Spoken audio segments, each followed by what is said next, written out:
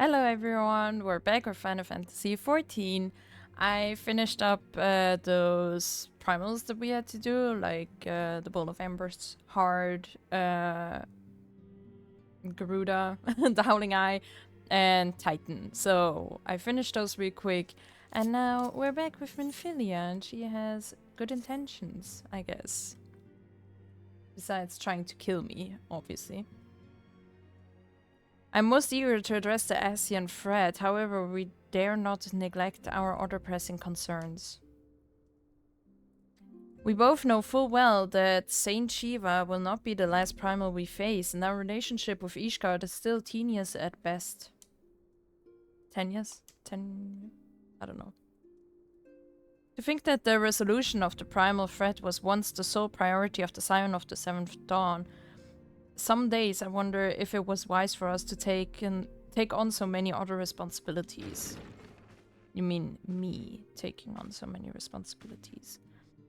Lest you forget, antecedent, the Scions need not shoulder the burden alone. Were not the crystal brace established for this very reason? Exactly.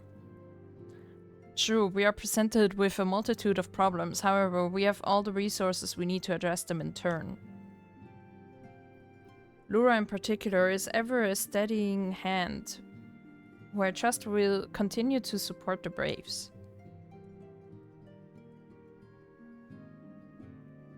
To what do we owe the pleasure?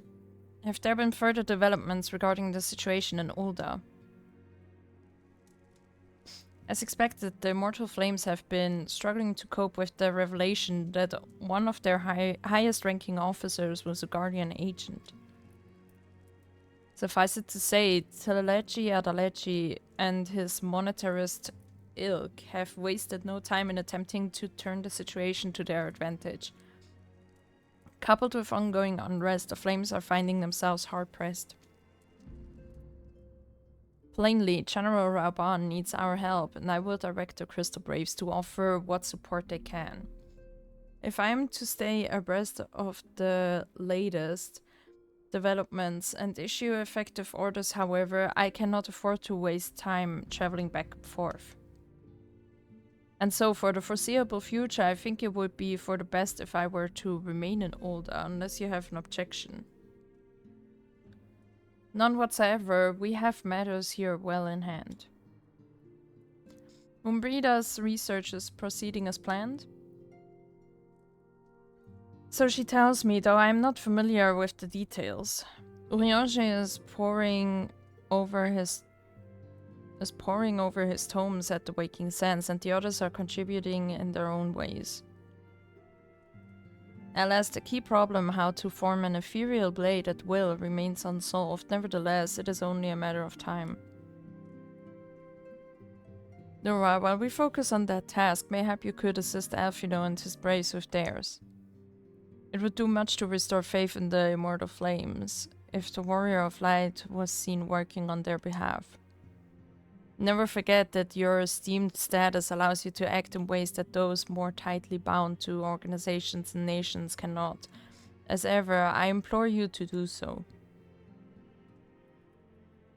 Not that your response was ever in doubt, but I humbly thank you once more for aiding our cause. Now then, there are preparations I must attend to before my departure, such as receiving Ryle's latest report.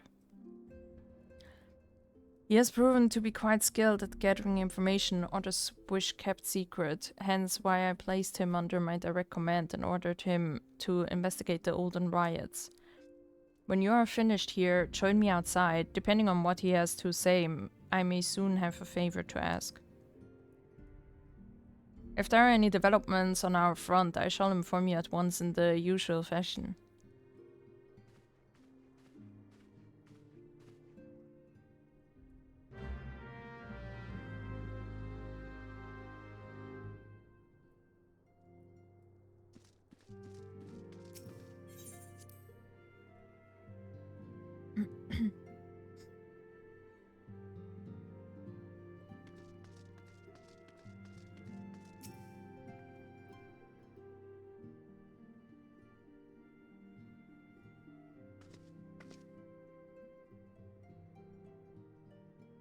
Pleasure as always, Laura. You'll be escorting the commander to Ul'dah, I take it. Actually, I had another task in mind for her. If you would be so kind as to repeat your report for her benefit. Right then. Me and mine have been making inquiries into the source of the weapons that found their ways into refugee hands a ways back. So it happens we caught wind of something promising, a rather large purchase of sharp and pointy things by a black marketeer holed up near High Bridge. I doubt that this man would have secured such a quantity of weapons if he did not already have clients waiting. Clients that, for whatever reason, would prefer for this transaction to remain secret. Brings to mind that merchant was caught in error while talking to Laura that owned it. Generous fellow, he was doling out swords and spears to the downtrodden and disgruntled. Which isn't to say that these clients have the same mischief in mind. But if you want to be sure, it might be prudent to intervene before they collect their goods.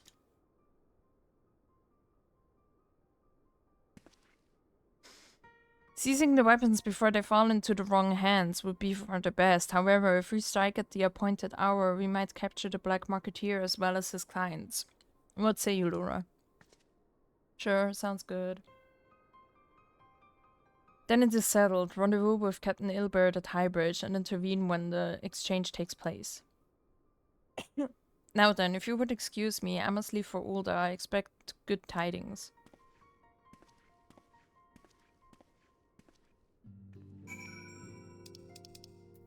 Alright. Off to Camp Tribone once again. Probably there is some trap for me where I might die.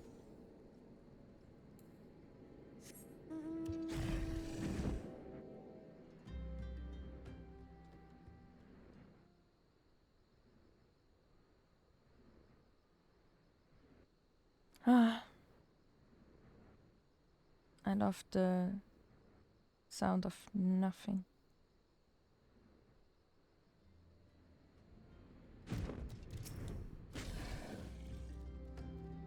Ah, Lura, my scouts have been keeping a close eye on the black marketeer, and it would seem that his guests have arrived. It would also seem that he has hired more than a few men to stand guard. Common folks of no consequence, but they nevertheless pose a threat. Even so, I feel compelled to apologize. This is far beneath a woman of your standing, and Commander Leveyer needn't have dispatched you hither. But powerful men ever have need of loyal, able-bodied friends. Having found one in you, it is only natural that he would come to rely upon you without hesitation.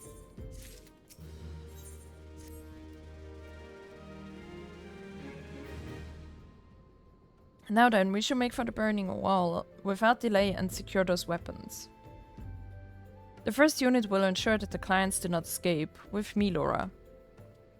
Alright.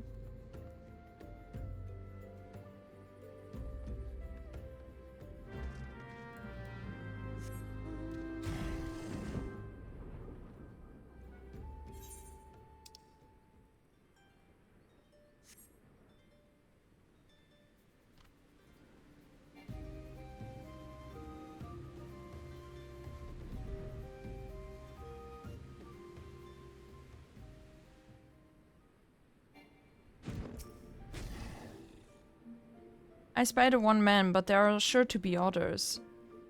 I have a plan. While you approach the sentry and create a distraction, my man and I will slip past and catch the black marketeer unawares. Once you've disposed of the thugs, wait for us outside the tunnel entrance. Any questions? Then let us be off. Good luck, my friend.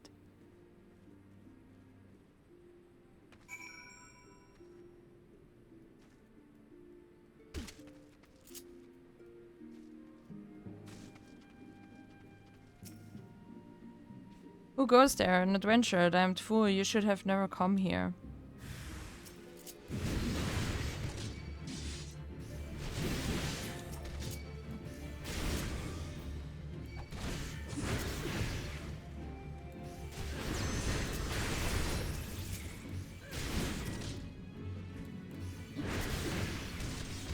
The smart thing to do would have probably been to summon my chocobo, but eh.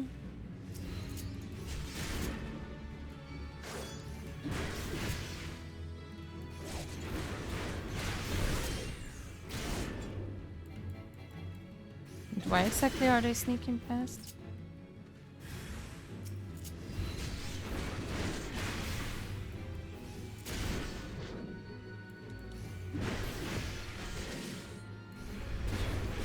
They'll probably just show up now and then they're like, oh, this works too if you just kill them.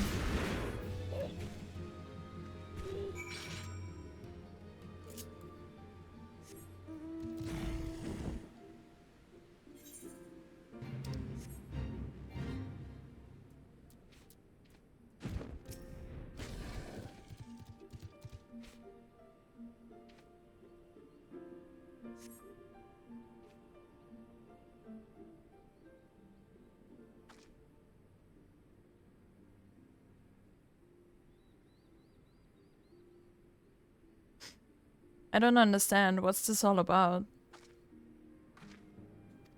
Grog?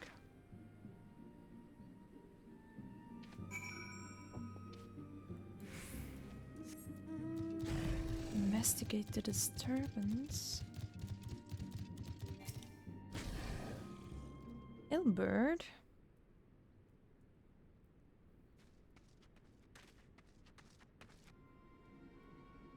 As you can see, this is a fine mess. When I tried to restrain him, he drew a hidden blade and lashed out, but before I could disarm him, one of my subordinates panicked, and this is the result. How foolish of me to underestimate the bastard and to bring an inexperienced recruit. Commander Levier will be most disappointed.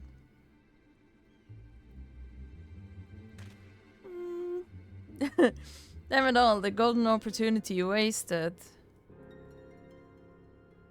As for the clients, though, we know not how they slip past our perimeter.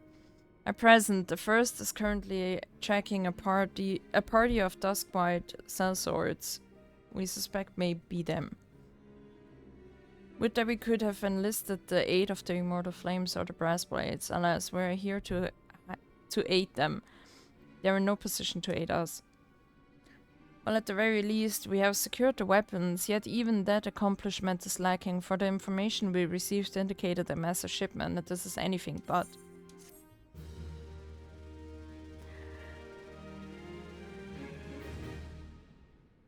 Does anyone else think Ilbert is a little sus? Is it just me? No? Okay. I will join the first in their hunt for the Duskwhite sellswords. If the gods are good, we will catch them before they escape into the Black Shroud. In the meantime, I ask that you deliver these weapons to Ul'dah in my stead. Entrust them to the Firds, Yu Hayes. He will take care of the rest. I mean, where is that dude then that stabbed him? No? It's a bit sus. It's a little sus. Sussy sus. Gonna keep my eye on you.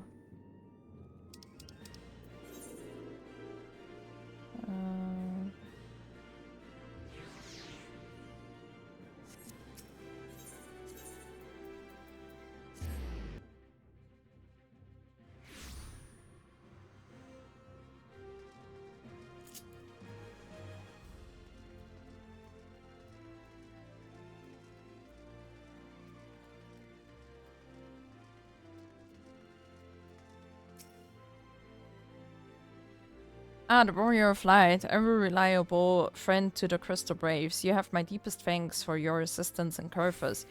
Now what brings you to us this day?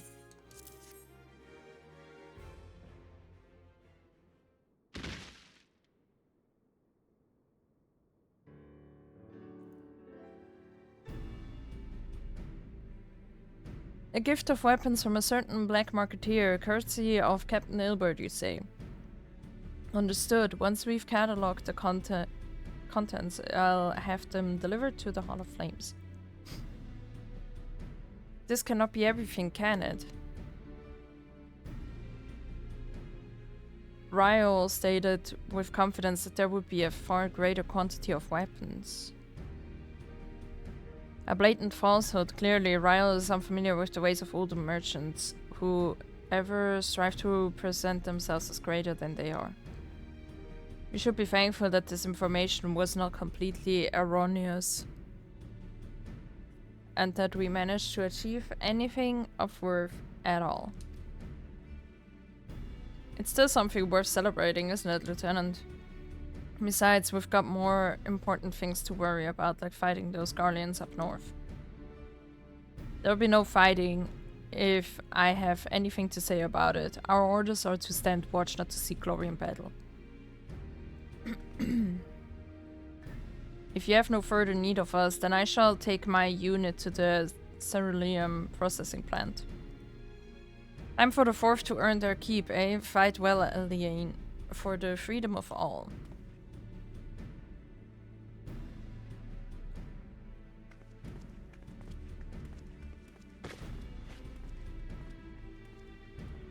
Excellent work as always, my friend. Rest assured that the Immortal Flames will hear of your contribution until we meet again.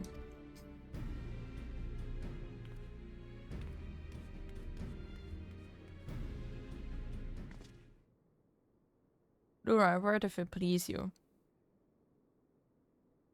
Not here. Look for me at the Sapphire Avenue exchange. No need for whistling this time. Don't you worry.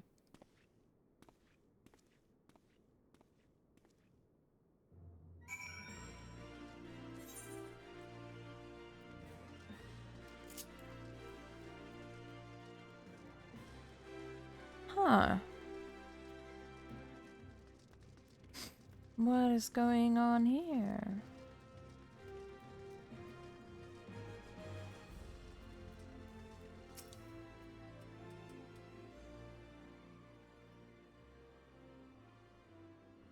Oh, thanks for indulging me request. Few places better than a market for privacy, I find. All the hustle and the bustle of commerce means most conversations go unnoticed. I'll get to the point. At the Burning Wall, when you and the captain interrupted the exchange, what happened? Tell me everything. Leave no detail out. Oh, he's catching up on it too. That's not quite how the first told it. These Duskwiles they were chasing. Latest word is that we lost the trail. Something ain't right. I don't know what it is, but I can feel it in my bones. I'm not daft enough to be misled by some merchant's drunken boasts. Our information was reliable, goddammit. I know he purchased those weapons. As if I've never deciphered a moneylender's books or had to follow a transaction back to its source. Did plenty of that back when the Braves were getting started, believe me. The commander wanted assurance that we weren't taking Gil from the wrong sort of benefactors. When the Braves were getting started, wasn't that like 1 week ago or something? Of course, these days the money flows like water, and the first and third get the shiniest new toys. Forgive me, friend. I have a lot on my mind these days, and I appreciate you lending an ear. Right then, best get back to it. Something fishy is going on here. Nora, can you hear me? This is Tataru. Your presence is urgently requested at the Rising Stones. Please come and see me as soon as you are able.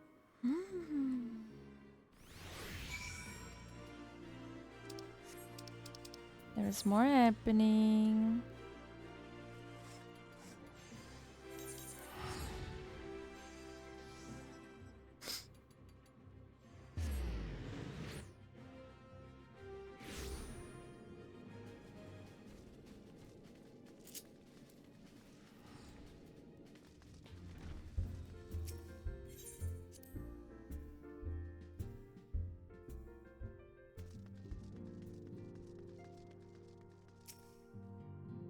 Thank you for coming so quickly, Laura.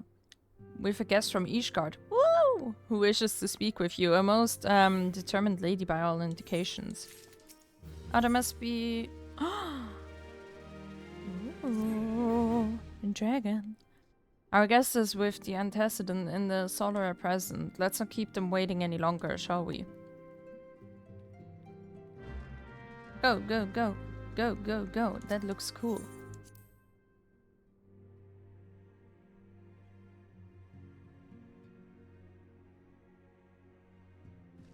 Ah, it's Lucia. Hi, bestie.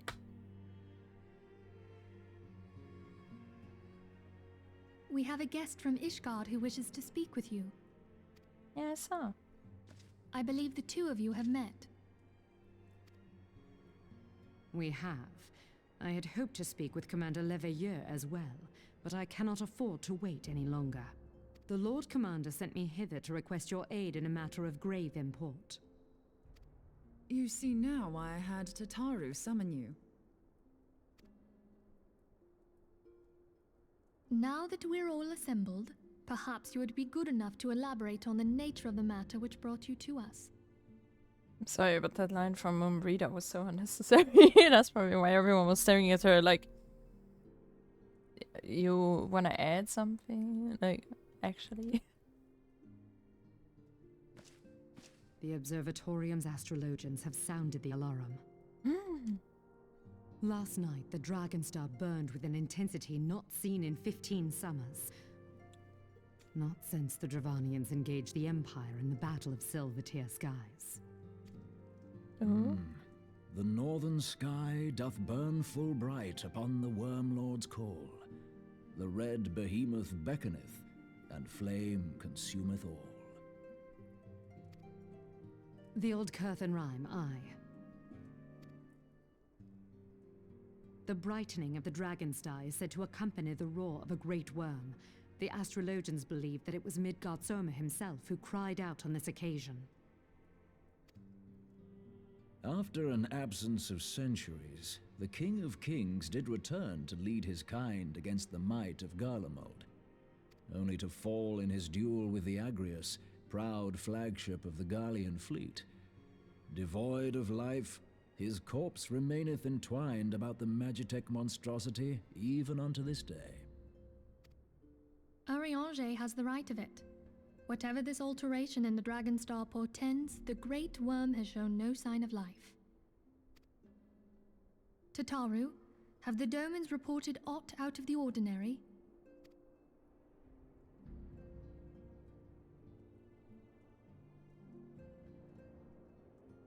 Correct me if I'm wrong, but if Midgardsormr had roared, wouldn't we have heard it here in Revenant's Toll? Roar is but a figure of speech.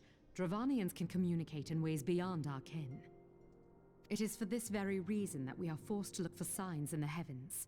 We cannot say with any confidence that a great worm roared at all, much less that it was Midgardsormr. Only by directly examining the Keeper of the Lake can we be certain.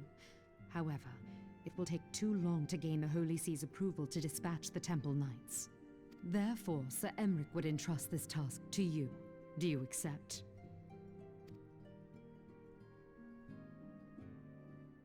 We knew you would not disappoint us. Now, if you would excuse me, I must return and assist the Lord Commander. We have precious little time to prepare.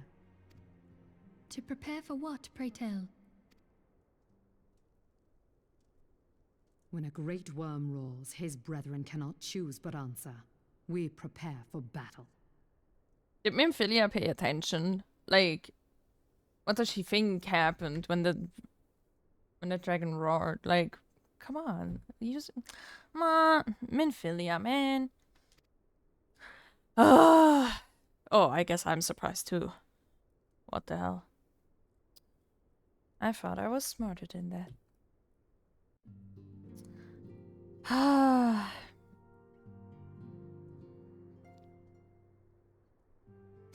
Forgive me if I state aught which you already know, but I would ensure that you understand the nature of your destination. As Urianger stated that what we now call the Keeper of the Lake is the wreckage of the Agrius, former flagship of the Imperial fleet and the corpse of the worm responsible for its destruction. 15 years ago, as the next step in this campaign to subjugate Eorzea, Gaius van Belzar attempted to seize control of Mordona, so massive was his force that all thought his victory a foregone conclusion. But an unlikely ally came to Eorzea's aid that day, Midgardsormr. The legendary guardian of Silvertear Falls burst forth from beneath the waters of the lake and led a host of dragons against the Guardian airships overhead. In what would later become known as the Battle of Silvertear Skies, the Great Worm felled countless airships before engaging the Agrias. In the ensuing struggle, the flagship's cerulean engines failed, and it tumbled into the lake below, yet this victory came at a great cost, for the explosion which followed claimed the life of the Great Worm as well. That same explosion transformed Silvertear Falls into the desolate wasteland it is today, draining the lake of its waters and crystallizing ether for realms around. Yet a remnant of the lake remains, and at its center, a constant reminder of that fateful day long ago. In accordance with Sir Amaric's wishes, our Joman allies have been standing watch over the keeper of the lake. It would be wise to speak with them before investigating the wreckage yourself. Do we have time for that? Be careful, my friend. We know not what dangers await you within. Now then, let us not neglect our own tasks. There is much to be done and precious little time to do it.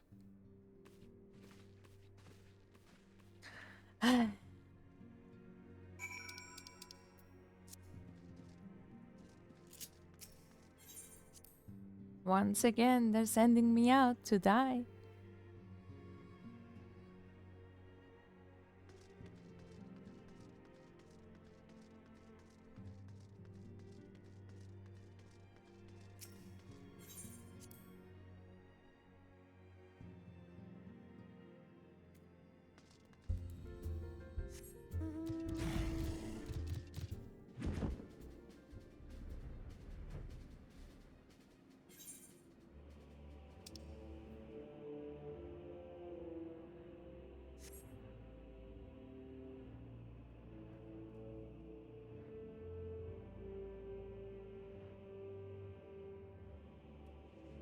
Whoop.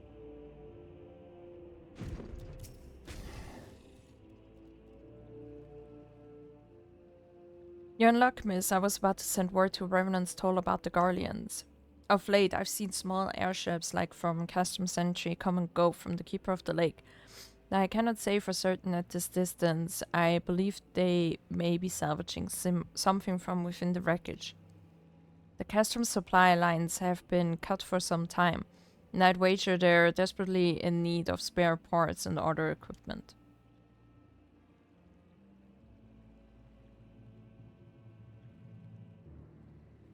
So it's true then, the Guardians honestly fear that the worm might rise again. Well, from here that seems rather unlikely, but if it's assurances they want, you've no choice but to inspect the corpse in its entirety. Easier said than done, given the creatures which inhabit the wreckage and the aforementioned Guardians who won't take kindly to your presence. They're sure to fire upon an airship, so I'd advise a more stealthy approach.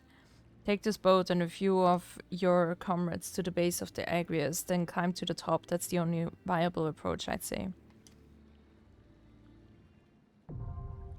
Woo! It's dungeon time!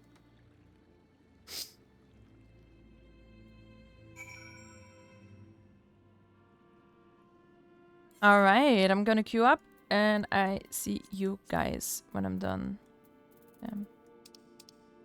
Or when I enter, actually. So yeah, I will see you guys soon. Bye-bye. And we're in. Let's go. Ooh, cool dragon.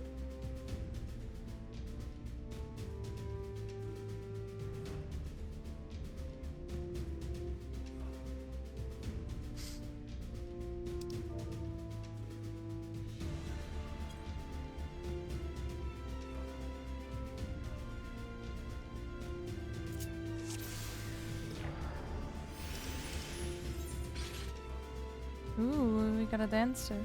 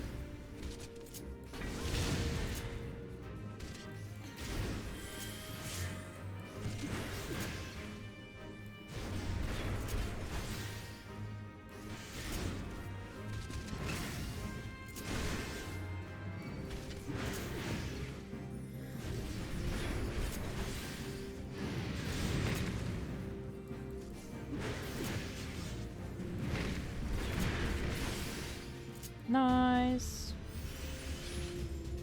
Ah.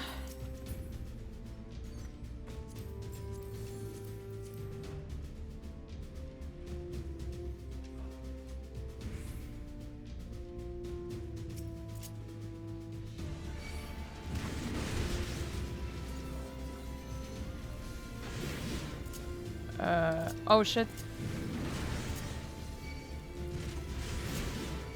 Why was my tank sensor on?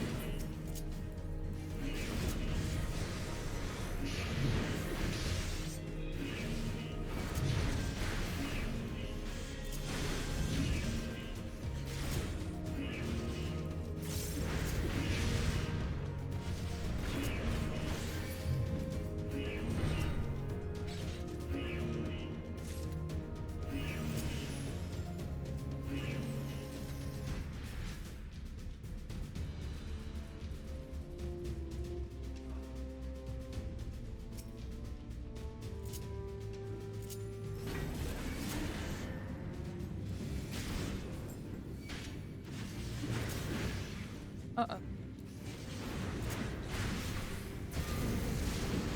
Oh no!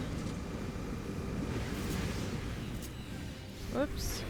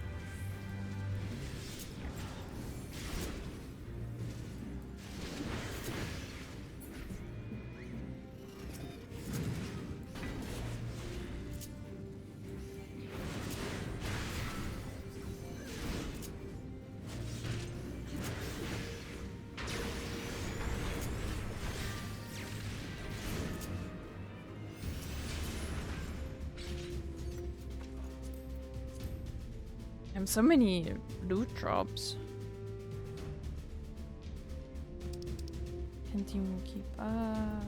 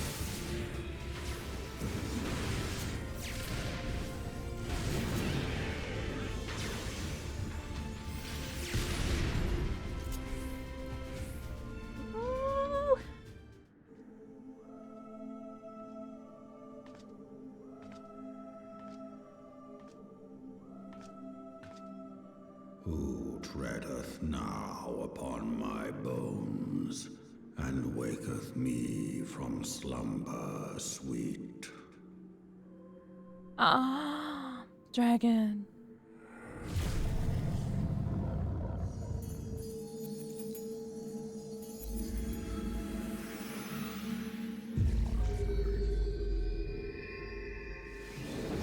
Thou hast forgotten the face of thy lord. Remember, mortal, and fear me.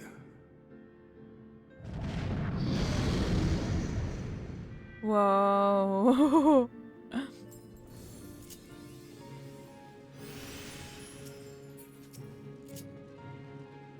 He's a big boy.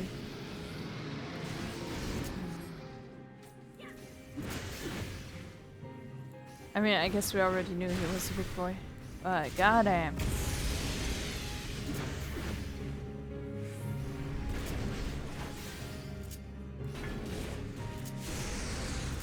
Can I go in? Oh, yeah.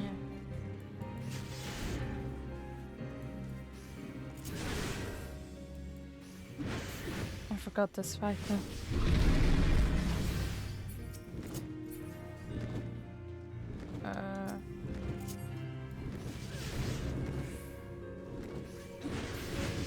What do they do? Ah.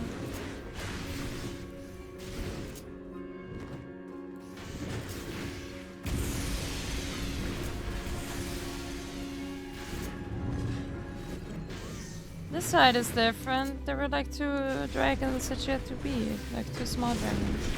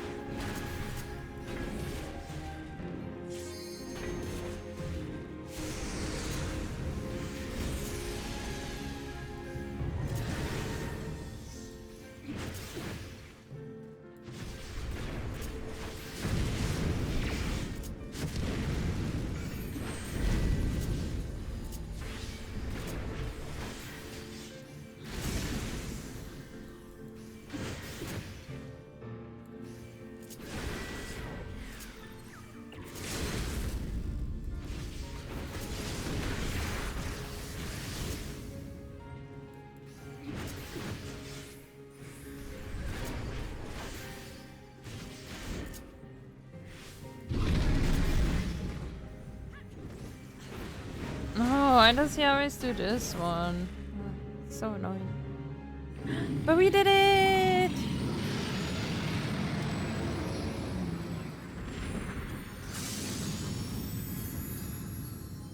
Our first dragon.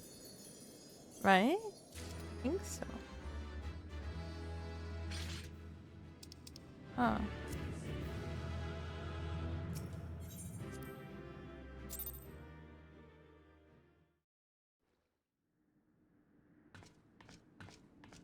By her gifts hast thou earned a moment's reprieve.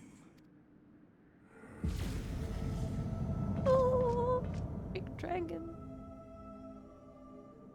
Speak, mortal, and I shall listen. That looks so cool. What? Ah. Damn. Guided by a star. My people have heard the song. Ishgard shall burn. Sons must answer for their father's misdeeds.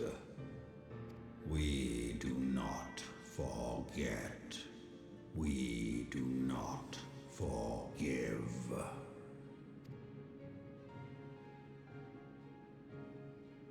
Seven children did I sire. One now singeth of retribution. I rise to join in the chorus.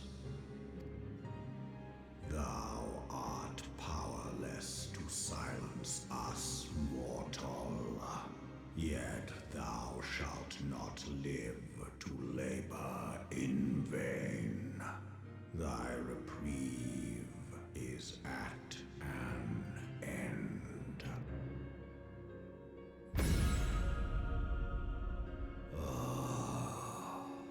Trickery is thy shield.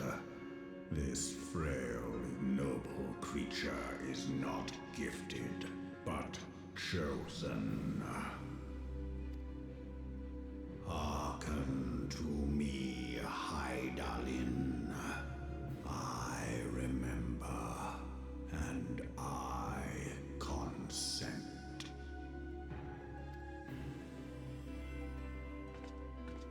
Fear not, mortal. I shall not harm thee. Yeah, that's so cool.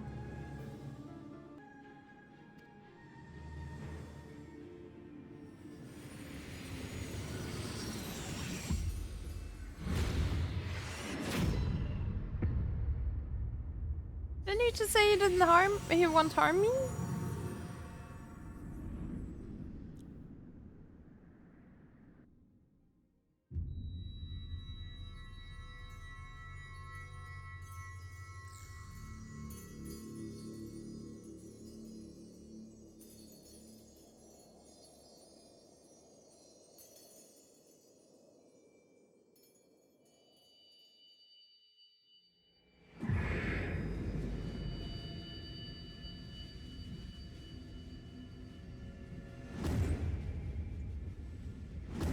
Uh-oh.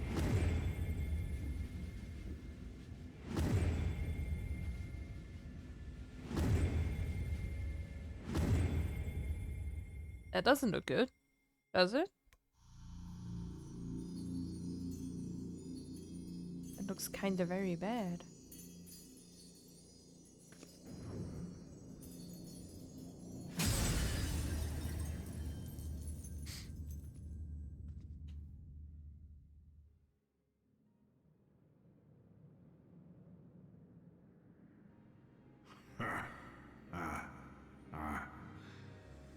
Mayhap thou thinkest me an oath breaker. Kinda, yeah. Thou art mistaken. If thou comest to harm, it shall be by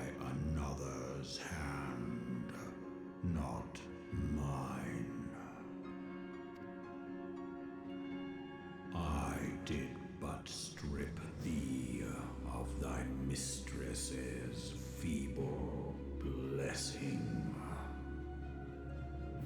Thou didst profit much by her grace, but no more. Rude.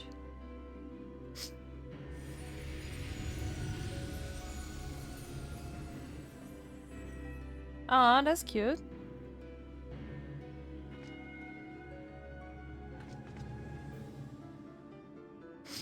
The covenant binds me to thee.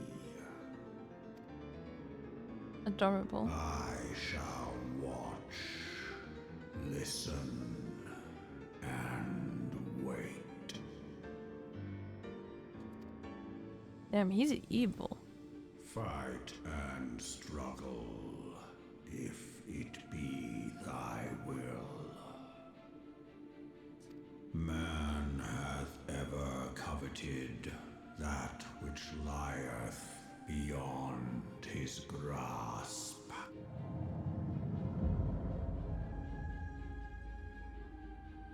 I drink of her body, and thence doth mine own find new life. When it hath grown whole, the loyal and penitent shall rejoice. The dragon song heraldeth a beginning and an end.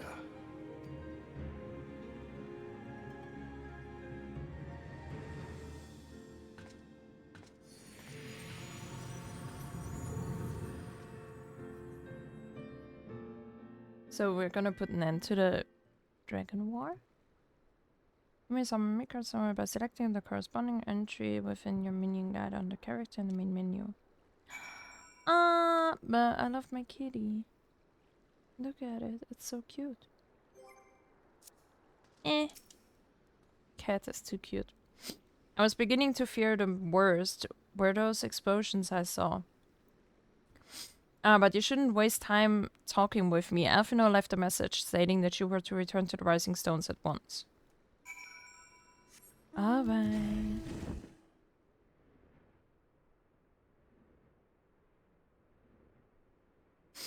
But damn, Midgardsormr is sick. Evil, but sick. So cool.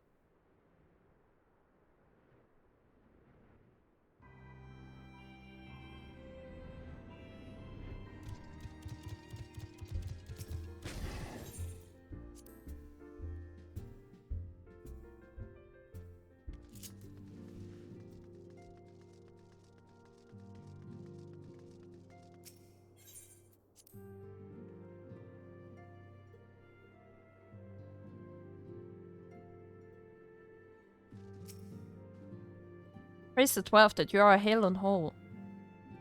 I came as soon as Milfinia informed me of Sir Amaric's request. You have completed your investigation of the Keeper of the Lake, I take it. Then I would hear your report. Haha, well...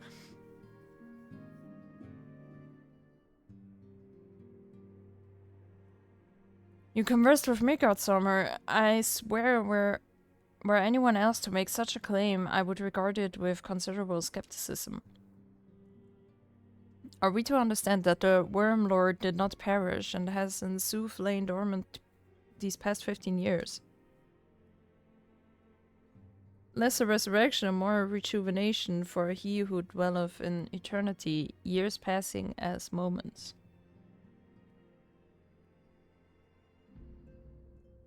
Though his words were ambiguous at times, one statement left little room for interpretation. My people have heard the song Ishgard shall burn.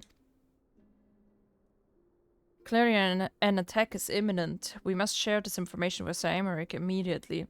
However, we dare not divulge your conversation with Midgardsormr in its entirety.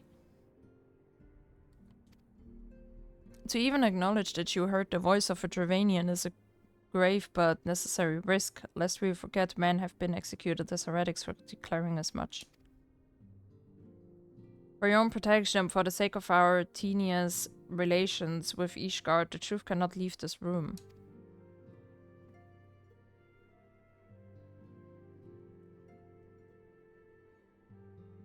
As to how we shall present our revelation to Sir Amaric's emissary, you may leave that to me. Pray, remain here for now.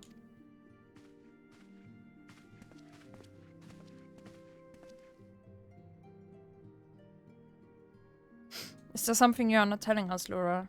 You seem different somehow. It's almost as if you are missing something, something important. Well, you may say that. Well, for them, Midgardsormr stripped you of the blessing of light. Are you alright? How do you feel?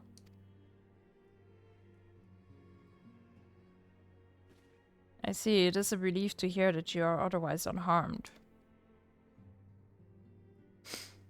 It beggars belief that any being could possess the power to deprive you of her blessing. Midgardsormr made mention of a covenant, did he not? One of the ancient myths regarding Silvertear Falls states that when the waters came into existence, so too did the Great Worm. Altic and Nemea, brother Time and sister Fate, decreed that Midgardsormr ever watch over the source from which all water and magic was said to flow.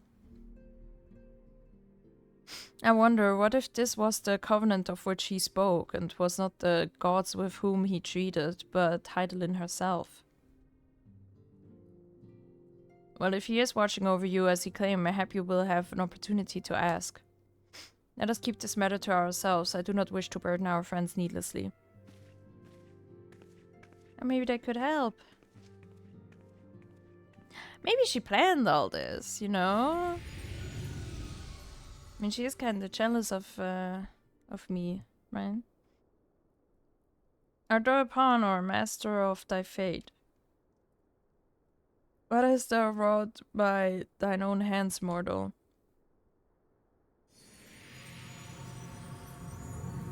Aw, he just wants to build up my confidence that I can do it myself and don't need Hydaelyn. Maybe it's not that bad. Wants to show me that I'm better than Minfili.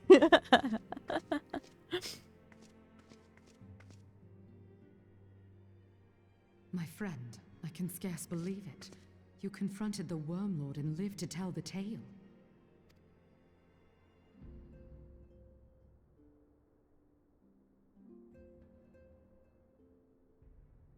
I give thanks to Helone for your preservation. It is our sole cause for gladness. Your encounter with the Keeper of the Lake served to confirm our fears. A great worm has roared, and it makes little difference if it was one of the two in Eorzea or any other. The Dravanians are coming. I am told that Ishgard has magical defenses against Dravanian attack, though I am not privy to their exact nature. Will they be enough to repel a massive force? Ishgard has weathered countless assaults over centuries. This will be no different. And now that you have confirmed the threat, none can ignore the Lord Commander's calls for the wards to be strengthened. I dare not presume to speak for him, but I expect the Lord Commander would sing your praises.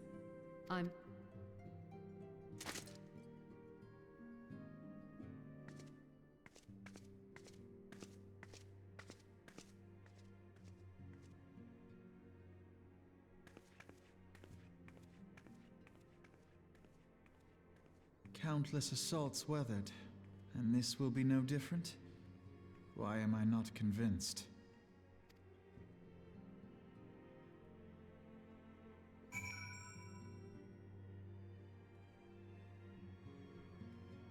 I'm not really convinced either. The Ishgardians have warred with the Dravanians for centuries, nay, nearly 1,000 years. Whoa. And all the time, not once have their enemies breached their defenses and entered the city proper. Yet regardless of how strong these magical wards may be, I nevertheless fear that the Ishgardians are underestimating the gravity of the situation. Though it was not Midgardsormr who roared a call to arms by one of the first brood cannot be ignored. Until such time as they choose to request our aid, however, we can do naught but observe the situation at a distance and pray that our fears are unfounded.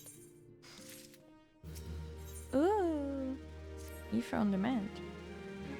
Here I forget, I believe Mumbrida has requested a gathering of the Scions. I assume there has been some progress concerning our efforts to combat the Ascians. Pray inform her that our business with the Ishgardians is concluded. For the moment, I shall be along once I've completed my communications with the Crystal Braves. Okay. Aren't we going to the place usually?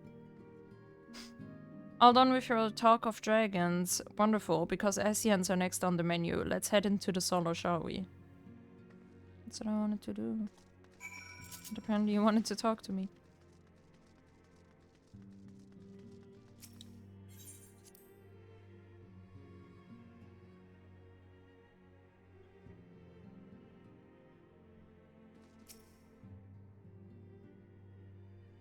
Let's go!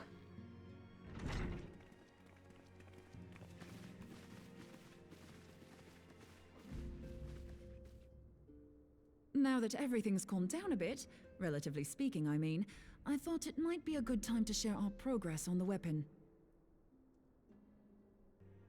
I believe we're on the verge of a breakthrough. Well, don't keep us all in suspense.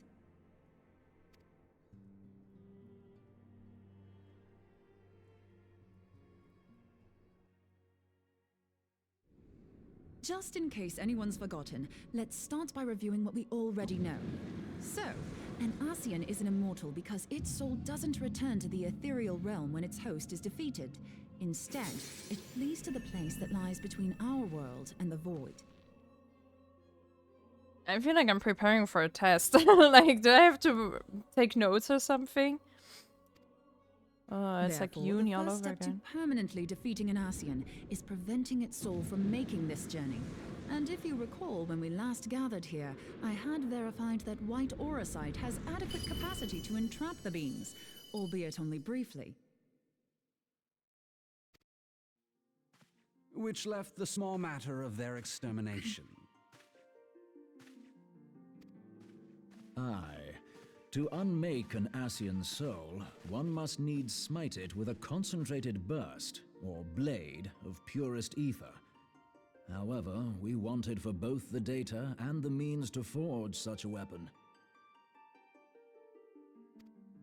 Short of experimenting on an actual Ascian, you see, there's no way to gauge how much ether its soul is made of. As such, we don't know what etheric density our blade needs to have in order for it to work. So we'll just have to make the densest blade we can and hope for the best. Though that would require a lot of ether. Hang on a minute. Why didn't we think of this before? White auracite can hold an absolute heap of ether, can't it? Please tell me you're joking. God's sakes, Ida. I feel as though I'm reliving the same scene over and over with you. How many times do you need to be told that white auracite cannot store ether for long periods? Being intangible matter, ether is given to dispersion. Only in its crystallized form is it a stable source of energy. I will test you later on this, so see to it you do not forget. Right, yes. It's all coming back to me. That was the whole issue for, like, oh man, either. So our hopes rest on good old crystals again, do they? While they are certainly reliable, they leave something to be desired in the area of portability. Indeed. I am reminded of the quantity of corrupted crystals required to thwart Leviathan, and the extraordinary lengths to which the Lamentsons went to transport them. What if it should prove that a similar quantity was needed to destroy an Ascian's soul? Or still more? I do not envy the poor sod who has to lug all of that around, on the off chance that an Ascian appears. I mean, the poor sod is probably me. That's the very problem we set out to solve, and I reckon we've found the answer. If it isn't practical to lug around the ether we need, we'll just have to draw upon another source. But I mean, that whole thing wasn't filled up with with crystals, right? I mean, otherwise the ship would have sunk. So, I don't know. And the only viable source is the land.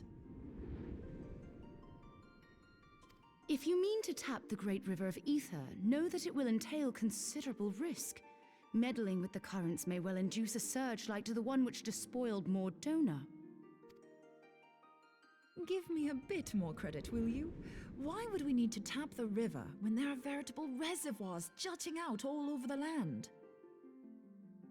Aye, I speak of corrupted crystals.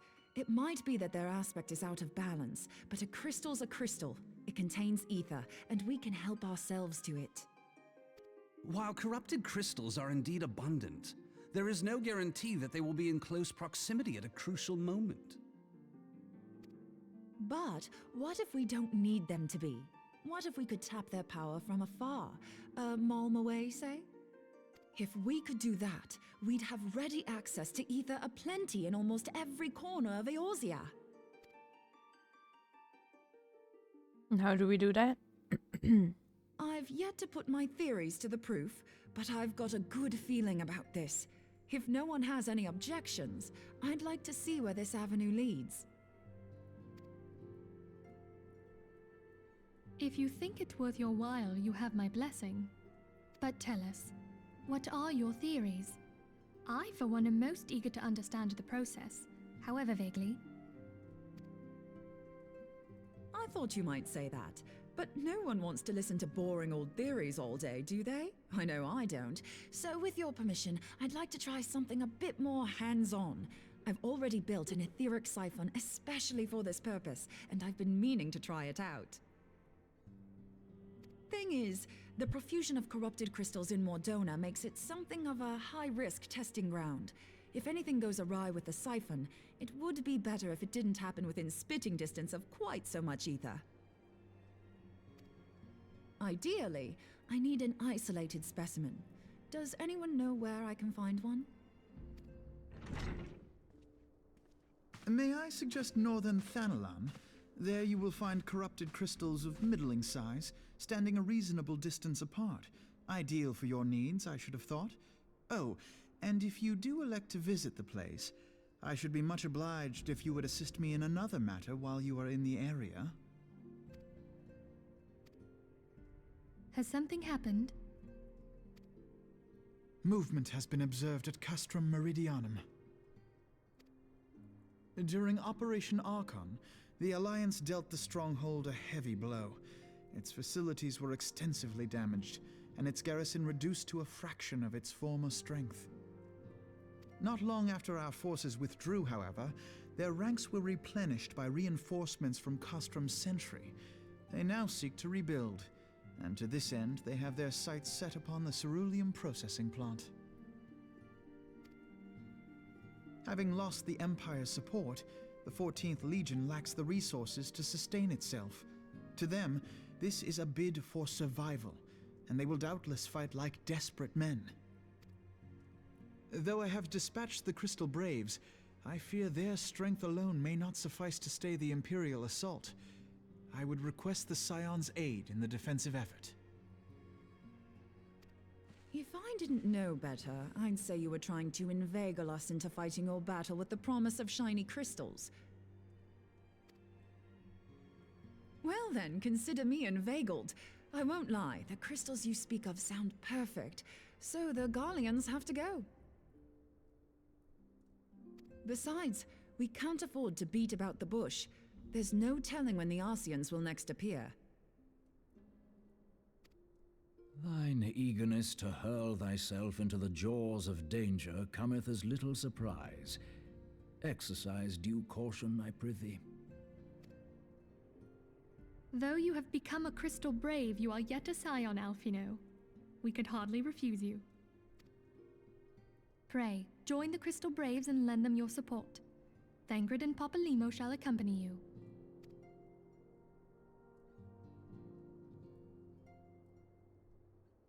Ida and Y'shtola, in the meantime I would have you assist Moonbreeder.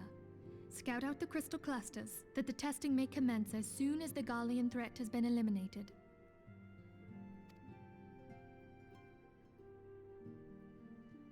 If it please you, I shall continue mine own experiments on white auricite. Thank you, Urianger. Everyone, pray see to your preparations and depart as soon as you're able. Go well, and be safe.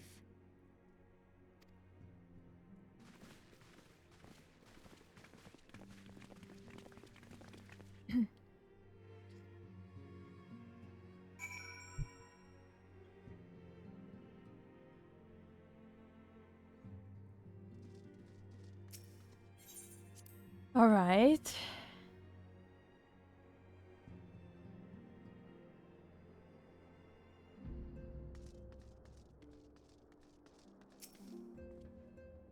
It would seem that events have once more conspired to rob us of rest and recuperation.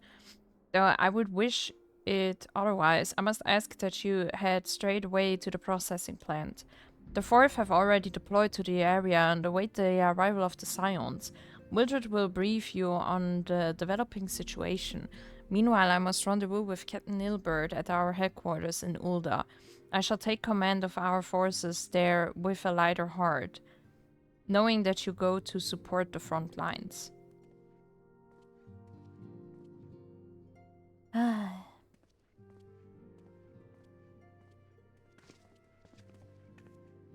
Your duties take you to northern Fenelon, do they not?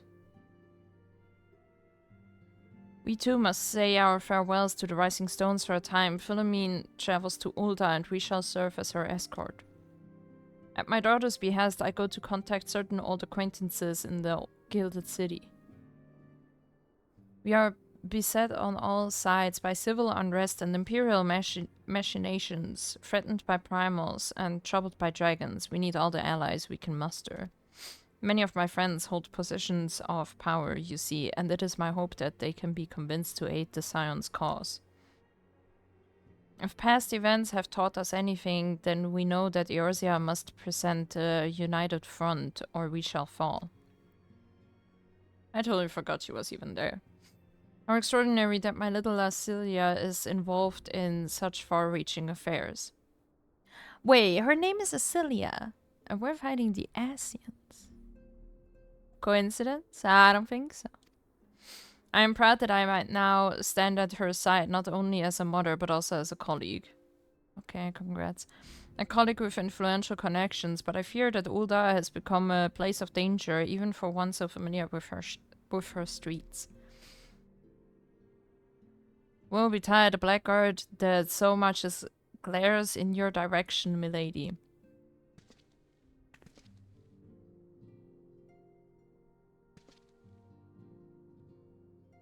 I shall be well protected, it seems. Shall we be on our way then? Yes, go.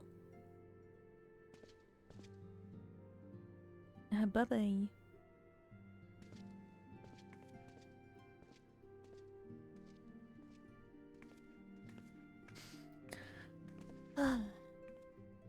Thank you, thank you.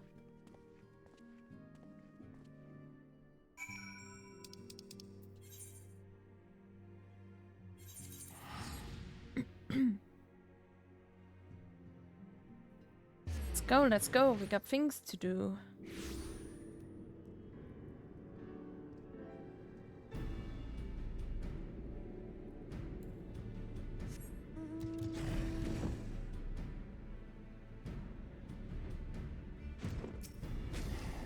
Wilbert?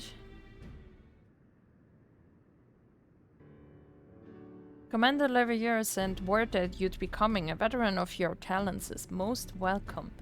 Not that I don't think we can handle the situation, mind you. I've learned a trick or two since that disaster with the Yamalja.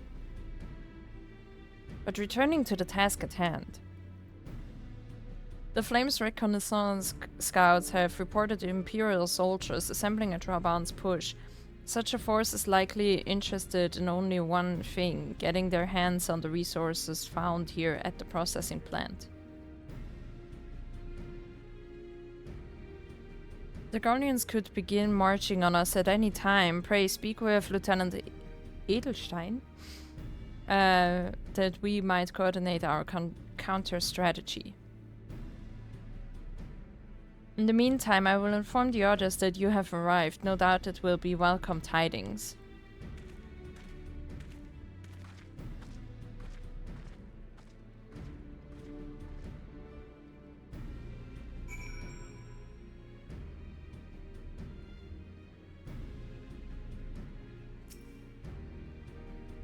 Private Ul'dah, my soldiers yet tell tales of your deeds during Operation Archon. Would that we could sit a while in reminiscence about old times, but I fear more pressing matters require our attention. The civilian draughtsmen, you see, have come across several highly suspicious crates within the boundaries of the processing plant. I had my sappers take a closer look, and our worst fears were confirmed. These boxes contain powerful explosive devices of Imperial design, no less. By my order, the flames stationed here are conducting a thorough sweep of the compound as we speak. Though it troubles me that we were unable to apprehend the Imperial spy behind this, I have faith that our men will be able to neutralize the threat for now. In the meantime, our scouts bring troubling news on the latest movements of the Imperial army. I would once again ask for your aid. We've been keeping a close eye on the Guardian garrison, and it would seem the Imperials have finally begun to immobilize. According to the reconnaissance report that just came in, the squads seen leaving the castrum are too few in number to effectively take and hold our position. They will likely mount a swift assault and focus on the acquisition of resources. I have, of course, also shared this report with the Crystal Braves. They've decided to take to the field to meet this assault head-on. I've apprised your fellow Scions of the situation, and am heartened to know that they will be joining the effort. Pray, report to Lieutenant Elian and lend your much welcome strength to the counter-offensive.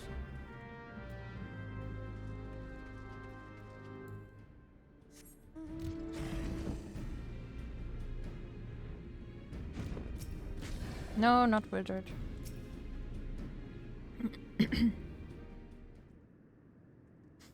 Glad to have you with us, Laura, as I'm sure Lieutenant Edelstein, I don't know, Edelstein? How do you say that in English? As explained, the Guardians have deployed a small force from Castrum Meridianum. Their main column assembles to the north near Dalamud's Talons, but we've also spied several squads attempting to conceal themselves on the approach to the west. Elbert? Still sussy. They wish you to rush forth and commit to battle with the main column, leaving the detached force free to raid the plant and pillage supplies. Not much of a strategy, but these are desperate men. Captain Ilbert.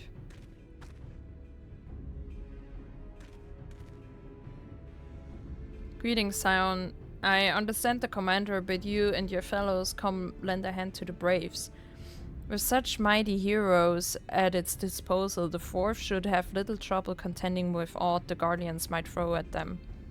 But even you cannot be everywhere at once. The Third was getting restless, holed up in Ul'dah, so I marched them out here to fill any holes in the plans, defenses, and add their numbers to your counterattack. The reinforcements are welcome. We've enough soldiers now to divide our own forces and safely engage the enemy far beyond the walls.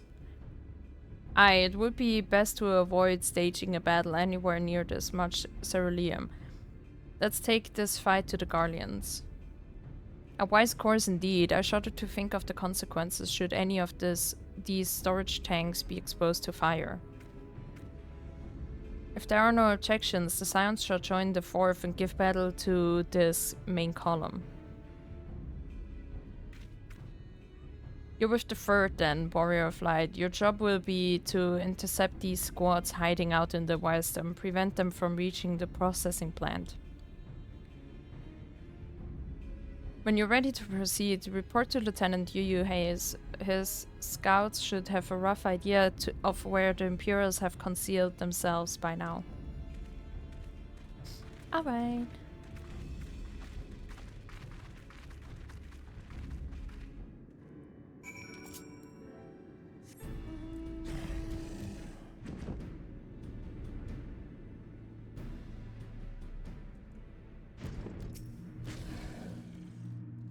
pleasure to be fighting at your side once more, Scion. Our operations invariably succeed when you're around, and victories are wont to have the road to greater coin. Now, this detached force we've been sent to eliminate has split into smaller squads. The better to conceal themselves within the terrain hereabouts, I imagine. We'll need to spread ourselves up as well to cover more ground and make sure we root out all these would-be raiders. And seeing as you're an army unto yourself, I've assigned you your own areas to scour clean of enemy soldiers. Aye, this will be a simple search and destroy.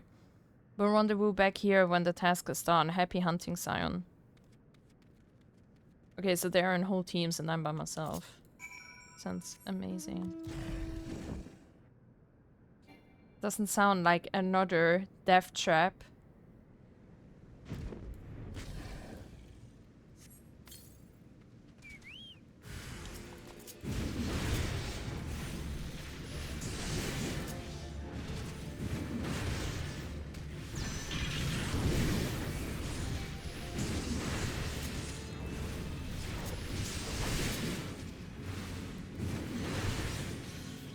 Oh.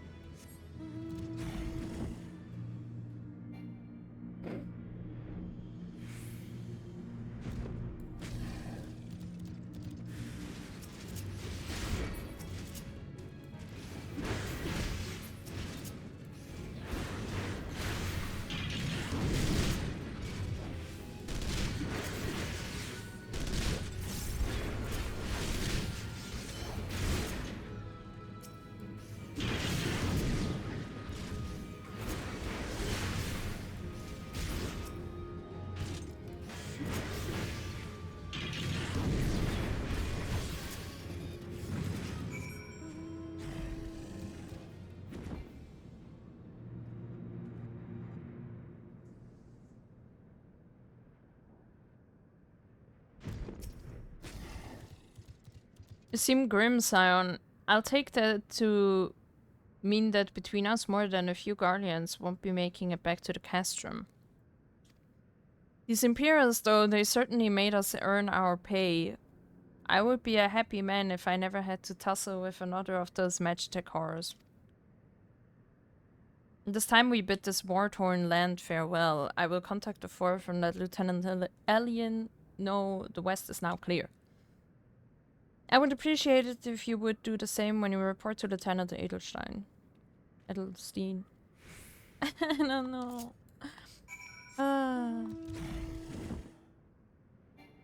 Man.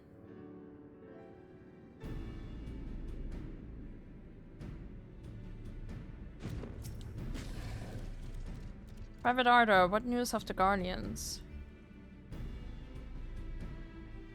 Their raiding parties are no more than excellent. The Amagina engineers will be most relieved to hear that the plant is no longer in any immediate danger. Thank you again for your assistance. An uninvited Ascian. Oh! Ascians! You must be anxious for word of your fellows. Lieutenant Alien has reported a sound victory over the main column. It informs me that the Scions have already turned their attention to other duties. All but one, that is. The Rugadine lady with the large axe. It would appear she has chosen to remain at the site of the battle. I know not what task keeps her from returning to civilization, but Northern Fallon is no place to wander alone, even for a capable sword such as her. I would certainly feel better about things if you could check in on her before you continue on your way. Well, why don't you go check in on her?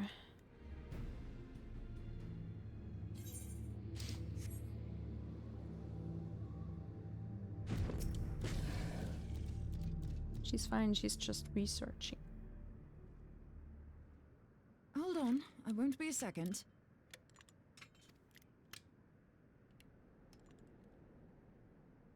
The beast seemed peckish, so I gave it a taste of my axe. I know. As Urianger never tires of reminding me, an axe ill becometh the hand of a scholar. What can I say? I like axes. To hear my mother tell it, I came into this world holding one. And it's not as if it stopped me picking up a quill, is it? I often think of the man who introduced me to the joys of learning. He's one of the reasons I decided to come to Eorzea. Him and my excruciatingly stiff childhood friend. Considering how unalike we are, it's a wonder we ever got on. The world's a strange old place, isn't it? Aye, that ought to do it.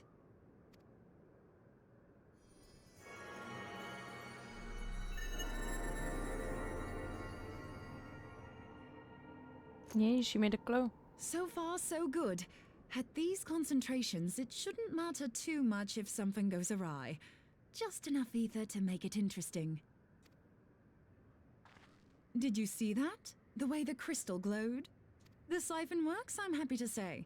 With a few refinements, it should satisfy our appetite for ether, which just leaves the small matter of forging our blade. I'm not sure how to go about it just yet, but I swear to find a way. I'll put a blade in your hands if it's the last thing I do. She senses me. A useful talent.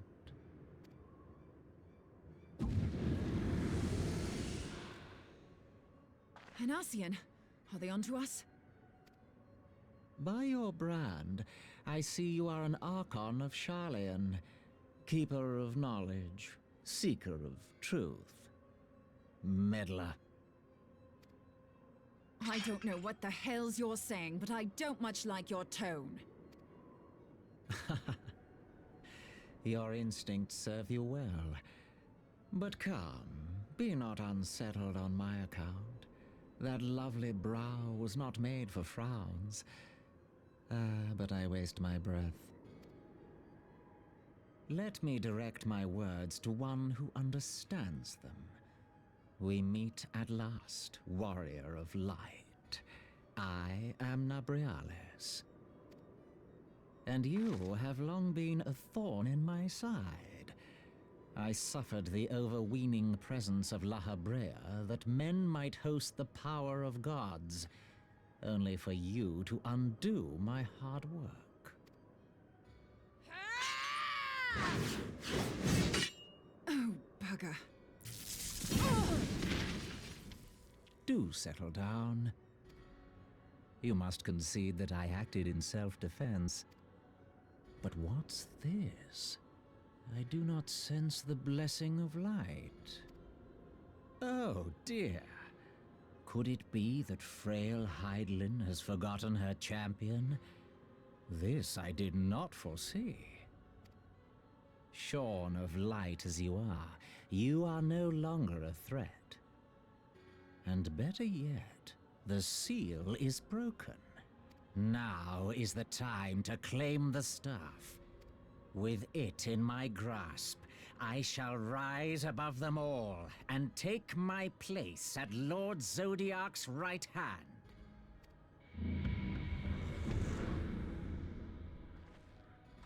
What did that bastard want with us? Nabriales, he calls himself. With charm like that, I'll bet he has maidens falling at his feet. Unconscious. But this staff, you say just talking about it had the bastard grinning like a brat on his name day. Must be quite a staff. Oh, gods. He means Tupsimati, Master Louis Soir's staff. Minfilia's in danger. We have to get back to the Rising Stones.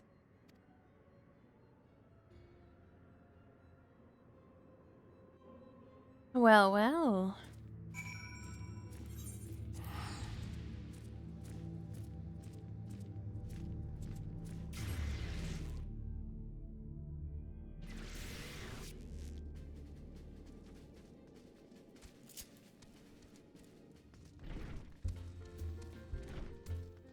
Dun, dun. dun.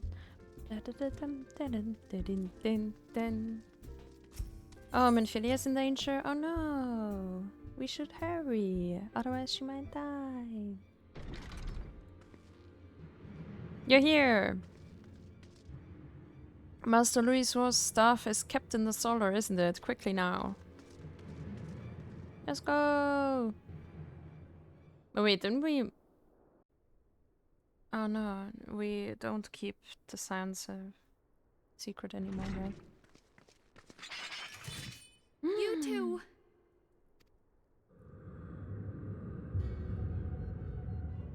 So, you were able to divine my intent. What now, warrior of light? Ah, but that name is no longer fitting. You have become decidedly dull, and quite incapable of barring my entry. What do you mean? You truly do not know? Then I suppose it is only right that I enlighten you. I'm sorry, but my weapon is way cooler. Mine glows.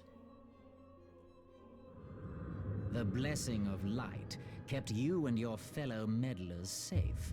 It was that which prevented my kind from entering your domain. My kind, I say, though it had no power over the likes of Elidibus and La Habrea. Being of this world, they could come and go as they please, while I could only look on.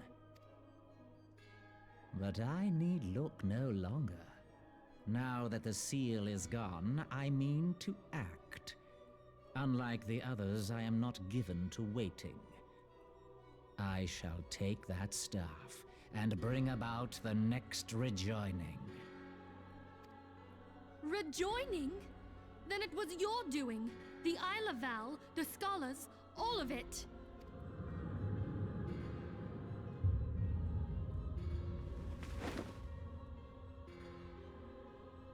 You will not harm her!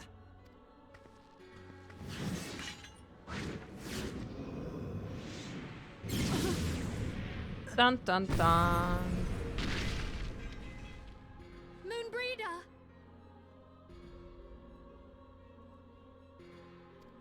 Why must you insist on forcing my hand? Did you learn nothing from our last meeting? Ah, but I forget. My words fall upon deaf ears. The staff is but a broken relic, a memorial to the departed. What possible use could you have for it?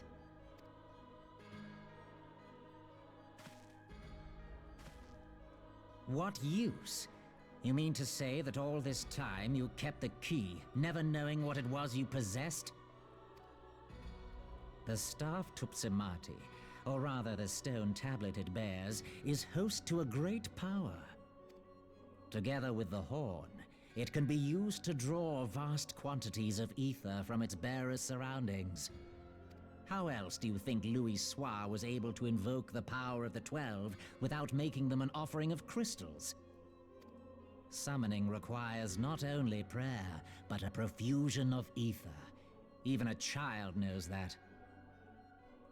If I did not know before, you may be certain I do now. But above all, I know that we cannot allow this staff to fall into your hands. I will die before I let you take it. Insufferable woman. I would happily end your miserable life here and now. Alas, Elidibus would never let me hear the end of it. Very well. If you will not part with the staff, I will take you too.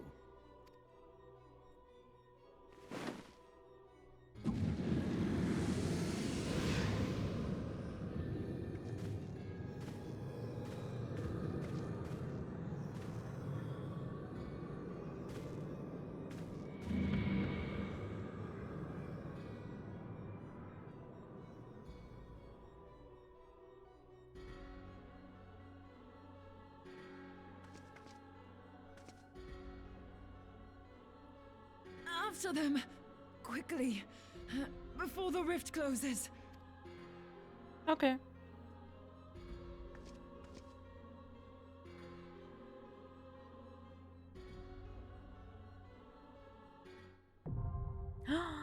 Chrysalis.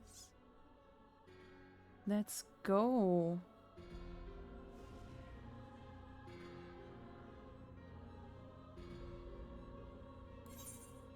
Alright, I'm gonna queue up. And I will see you guys when we enter. Bye-bye. We're back. We actually made it. Oh my gosh, I've been waiting for so long. Ugh.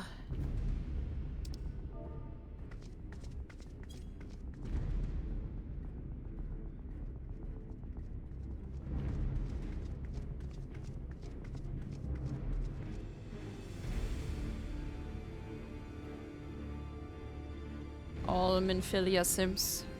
Watch. Take a good look.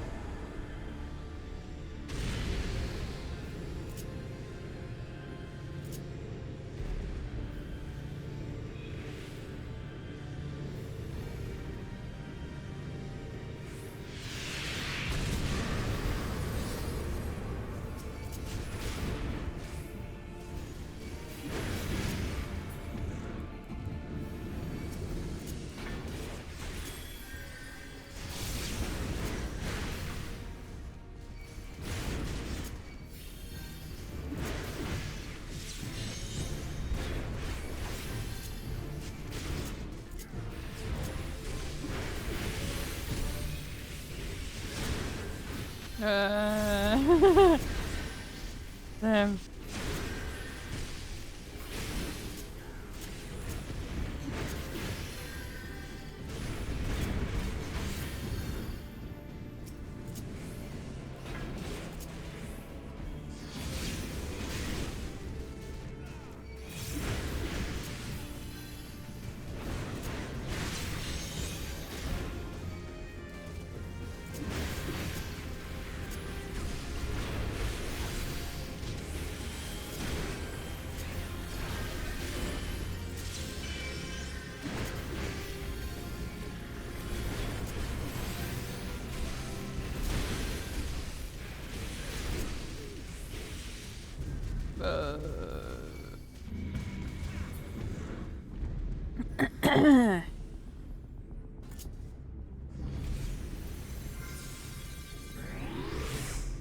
I guess they don't like it to heal me.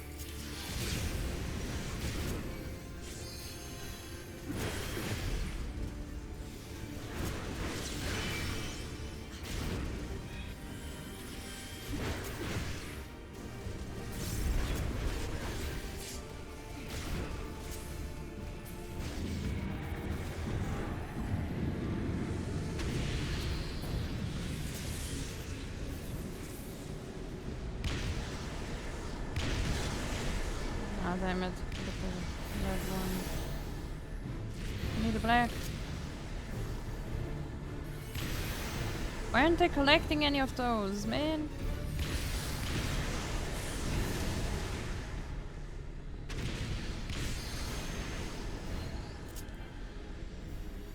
Fuck.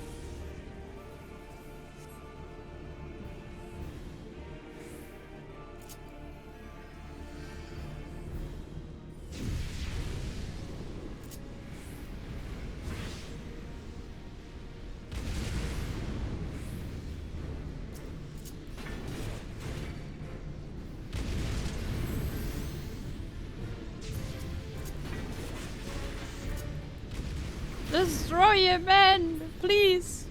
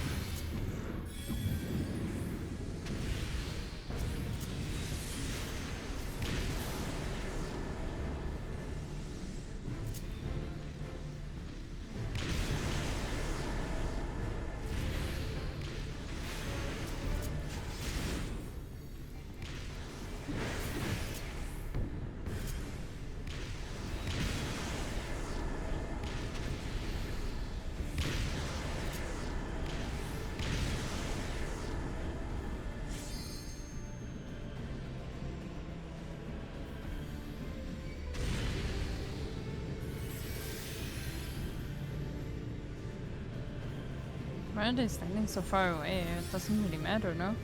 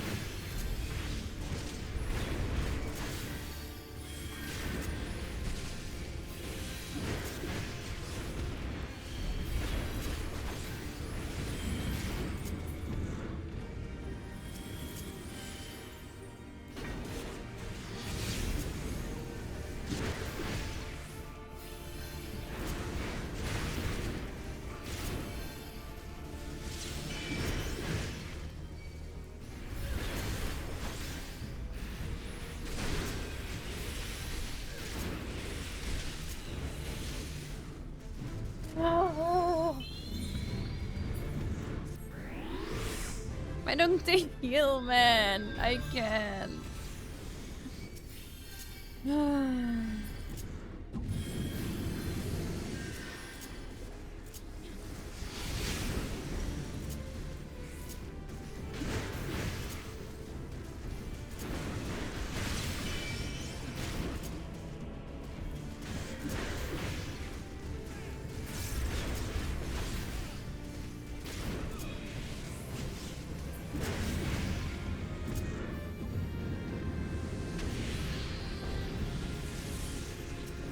Oh my god, the two people actually leave now.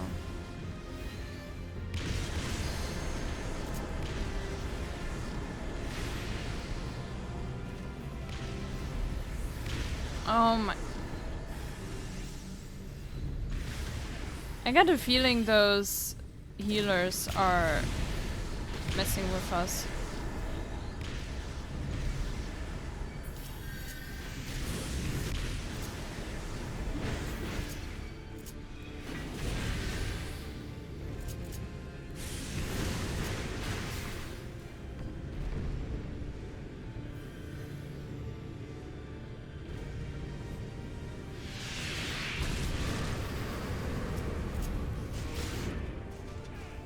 Oh my god.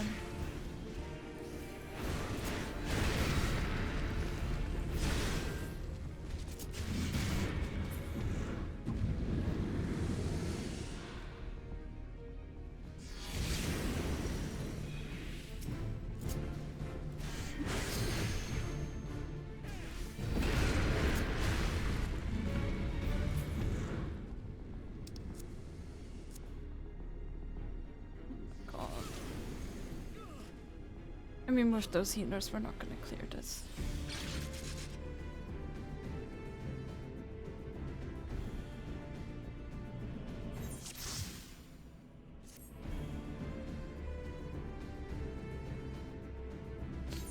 Alright, I guess we gotta look for new people, so I'll be right back.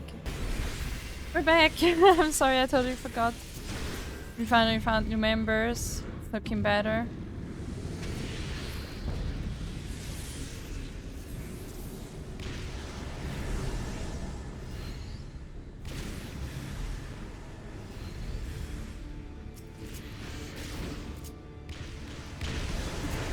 No.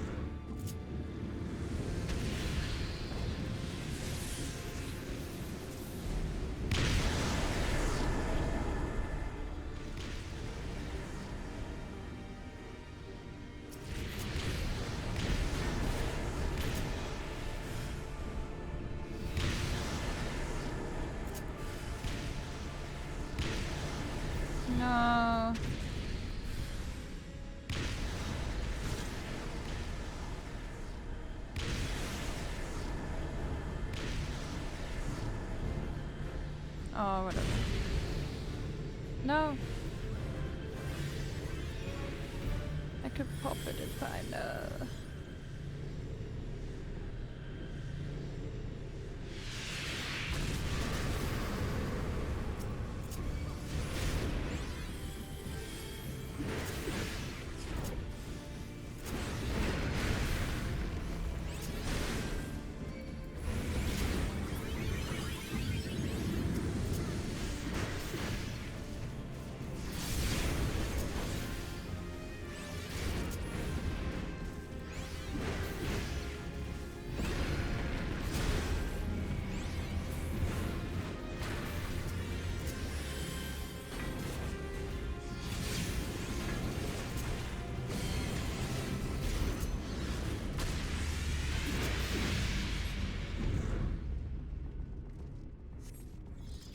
Okay, let's go.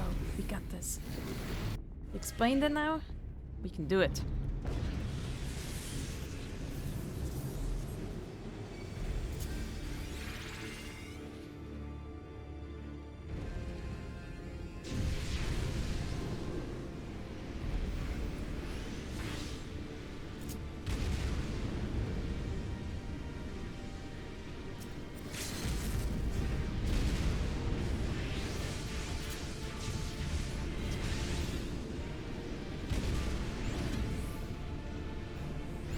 No.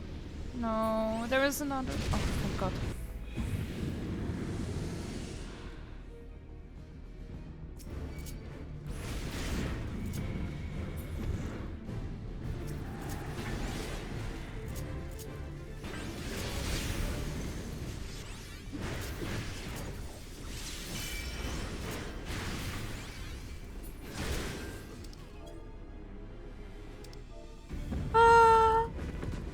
We made it.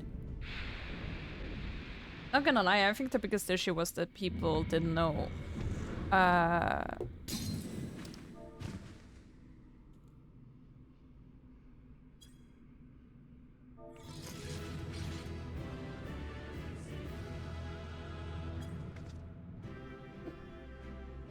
They asked why we wiped before. Nice. I mean, they didn't heal, which is very true.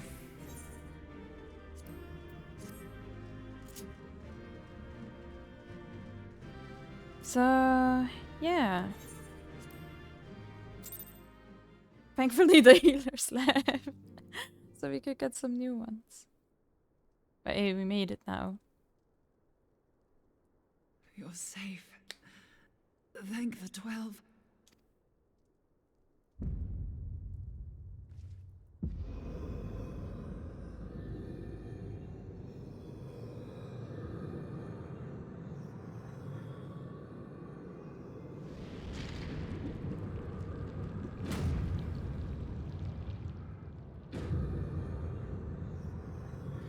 You may have bested me this day, but what of the next?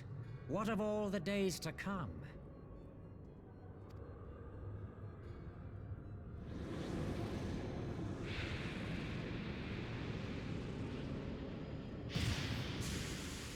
Remember, light no longer holds sway here. I may return whensoever I wish, again and again and again. Eventually, you will falter, and the staff will be mine. Until next time, Scions.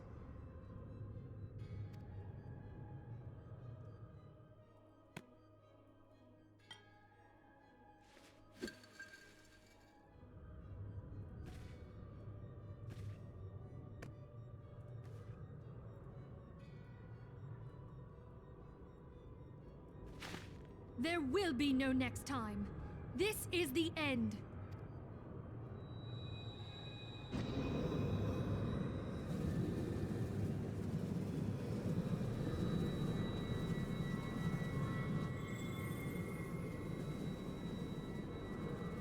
Philly actually does something. I'm impressed. What? What trickery is this? No. No. Cannot. No. Yeah.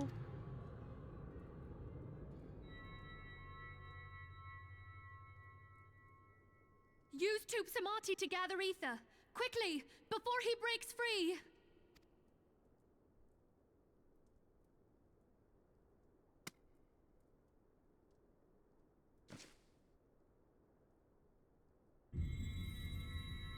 Concentrate! Call to mind the time you struck down La Habrea with the Blade of Light.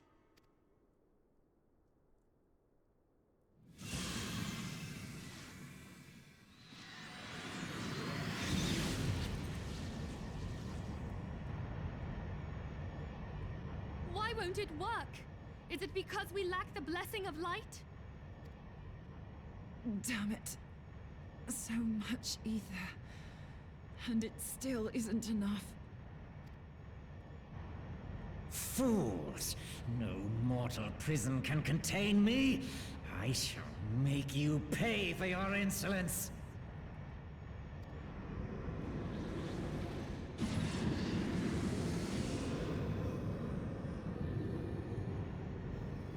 Please, Mother Heidelin, hearken to our plea.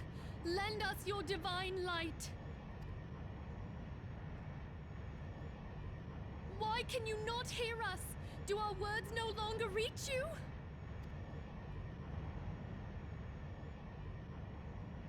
If only we had a bit more ether.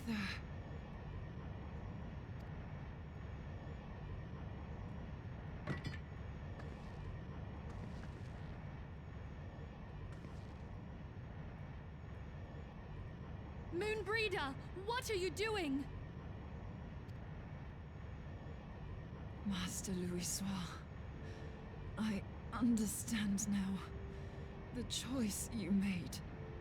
Do we have time for a speech? In death, there is life. Farewell, Urianger. You daft old coot.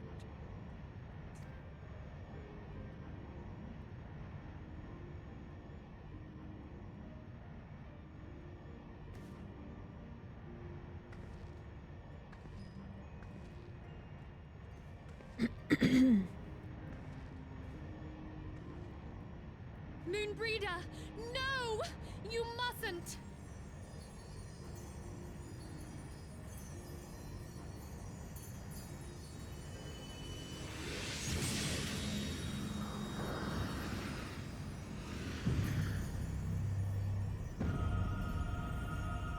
What?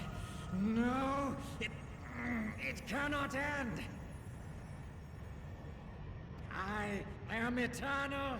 I am immortal!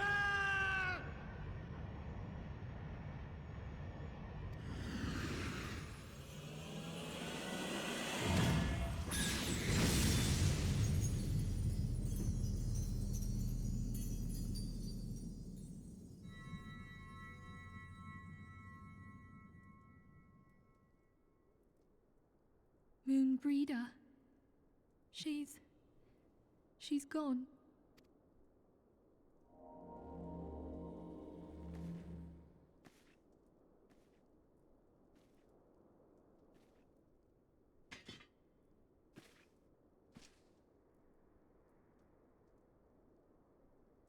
You did it, my friend.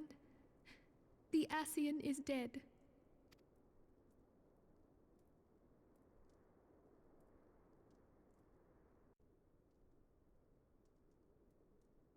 This device is a legacy of Moonbreeder's toils and sacrifice.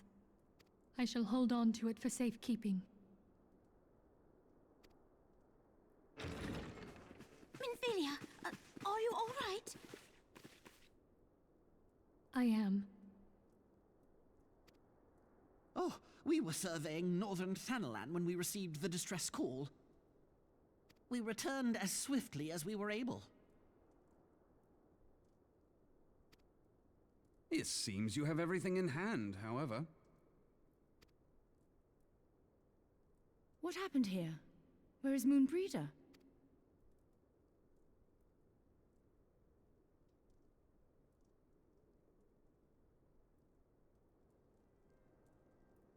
She gave her life to temper the Blade of Light. Rather than await the inevitable, she took her fate into her own hands. Does Does Oriange know?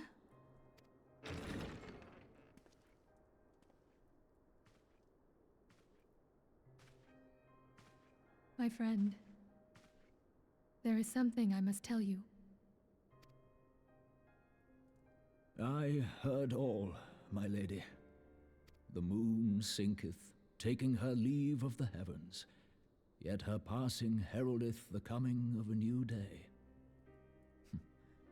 Moonbreeder hath fulfilled her destiny, hath she not?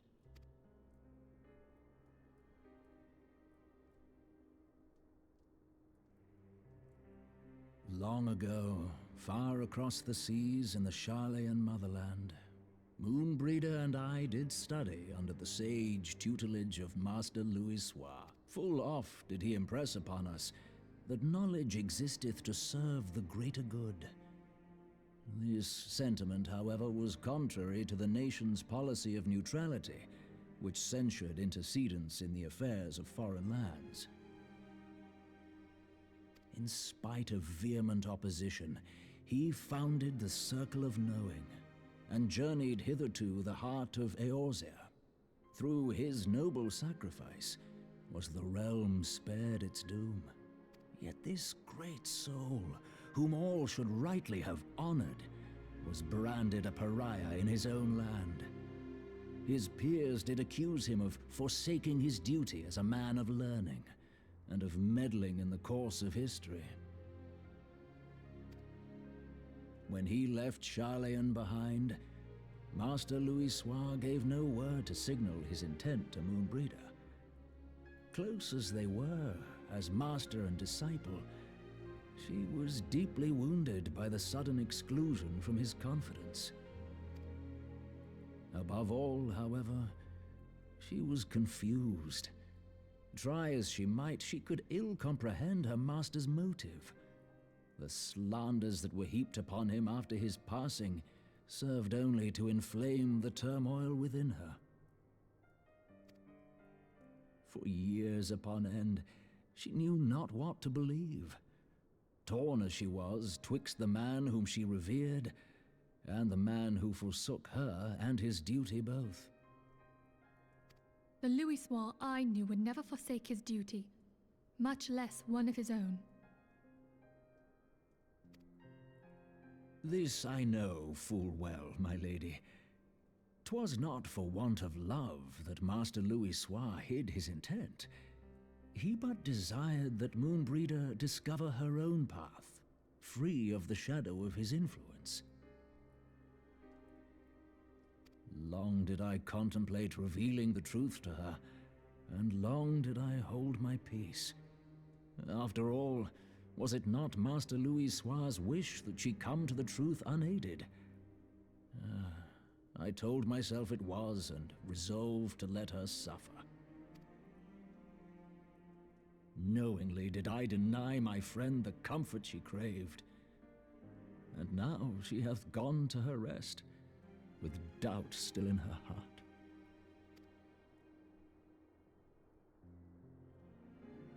Speakest thou in earnest? Did Moonbreeder truly come to understand Master Louisoix's will before the end? The realization hath set her free. She may now find the peace which hath for so long eluded her. Yay! Oh, Moonbreeder, my dearest, how I shall miss thee. Moonbreeder gave her life that we might possess the means to defeat the Ascians. Her sacrifice must not be in vain. Let us continue her work on the Blade of Ether and see it to completion. My lady, I would mourn Moonbreeder in mine own way. I beg your permission to return to the Waking Sands. Of course, my friend. Take all the time you require. We shall be here should you have need of us.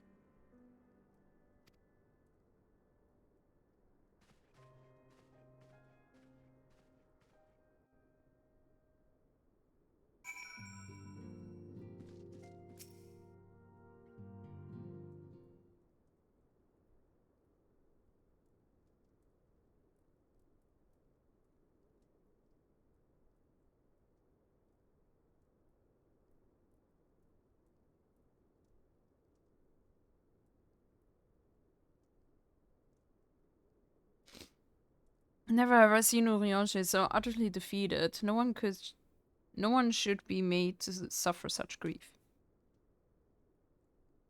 We shall gather in the Charlian Manor to celebrate Mumbrida's life and mourn her passing.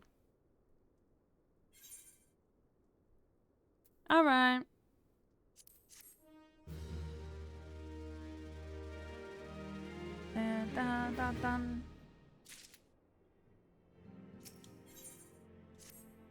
As Mumbrida was a native of Charlian, I feel it is only fitting that we gather before the Mark of the Scholar. Are you familiar with the stone? There's a monument found at Ravrost and is sacred to Valiak, guardian deity of the City of Learning. There shall we pray for our dear friend's soul and bid her a peaceful return to the light of the Mother Crystal. Okay.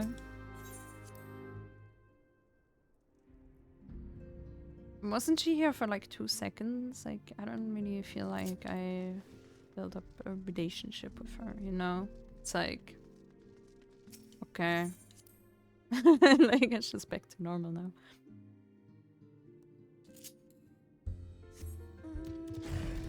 Dun, dun, dun. Dun, dun, dun, dun, dun, dun, dun.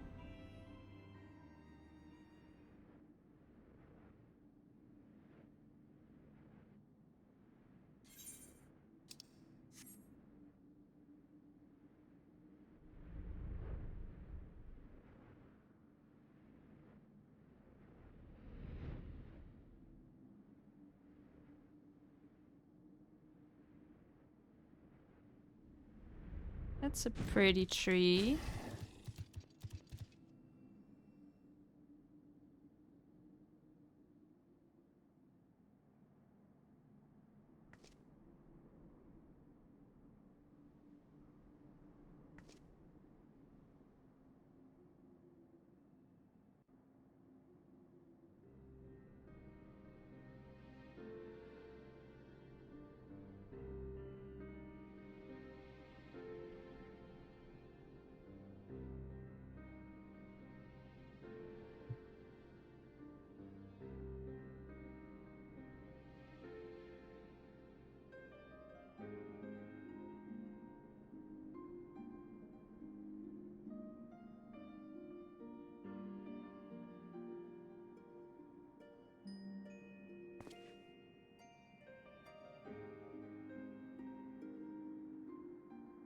Forgive me, Moonbreeder. Had I been quicker or wiser... That is bullshit. She knew exactly what she was doing and Moonbreeder was walking there in slow motion, so... I think Memphilea's plan is to kill every single Scion. But I was not. And you paid the price. But you would not suffer us to wallow in our sorrow, would you? You would tell us to pick ourselves up and get on with it. Yes. And so we shall. We shall defend this realm and her people to the last.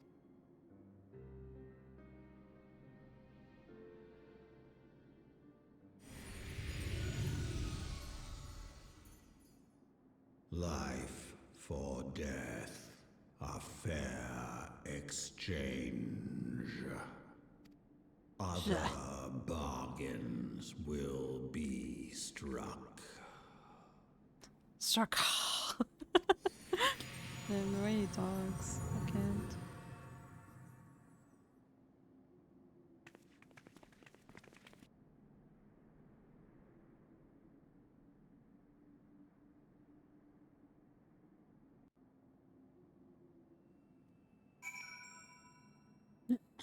Sorry, if anyone wants to mourn, this is not the place for it.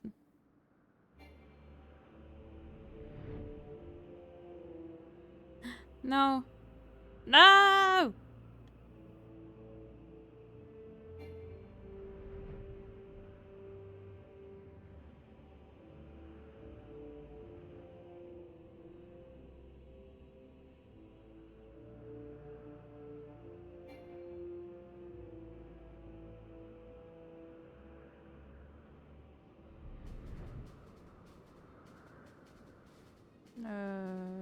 Damn, I got a little lost there.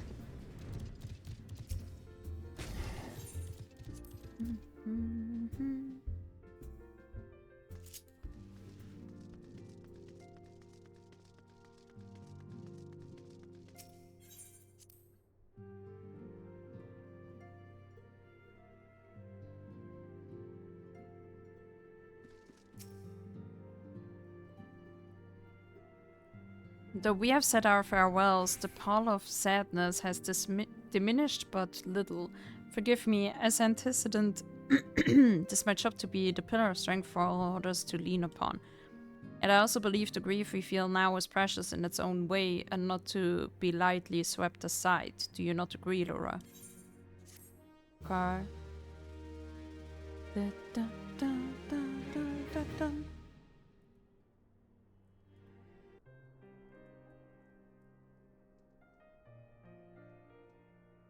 It is as if a dagger has been thrust into my breast. But this is a pain we must learn to bear if we are to forge ahead with our duty. Yes. Suck it up. The battles we have fought have taken the lives of so many. Luiswam and Brida are our fellows at the Waking Sands. Their spirit and dedication to our cause, however, will never be lost as long as we rise to fight once more. I hardly need to remind you of this, of course. It is for my own benefit that I repeat these words, a reaffirmation of mine own chosen path. If I do not rebuild the foundation of my resolve, I am like to collapse in a fit of weeping. My apologies again, Laura. There is no other to whom I could display such weakness. Why not? You are my pillar of strength, and I fear I shall have need of your steadfast presence in the days to come. I am really not the right person for that stuff.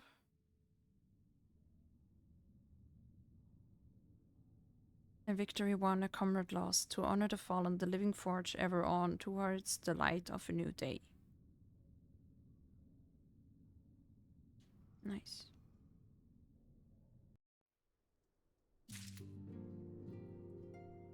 Yay! So that's it for today. We're gonna continue soon because we're getting really, really close to Heavensward. I know I said it a few times that we're getting closer and closer, but this should be the last quest line before Heavensward, according to the wiki. So I think it's maybe 1 or 2 episodes, like depending on how long those are. But yeah, then we will finally move on to Heavensward. So yeah, thank you so much for watching. And yeah, I will see you guys tomorrow, hopefully. And yeah, leave a like if you like what you see. Comment, obviously, if you have something to say. And yeah, subscribe if you like to see more. So yeah, thank you so much and bye-bye.